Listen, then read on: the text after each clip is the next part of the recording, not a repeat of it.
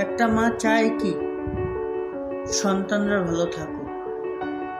শেখ হাসিনাও আমাদের মায়ের সমতুল্য, বা কারো নানা নানি সমতুল্য। সেও তো একটা মা।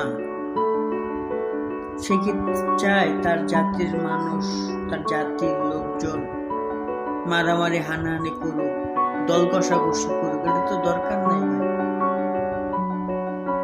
একটা মা একটা সন্তানের মুখে অন্ন জোগাবেই। একটা পাখিও একটা সন্তানের মুখে অন্ন জোগায়। তিনিও সেই কাজটা করেছিল আমাদের জন্য।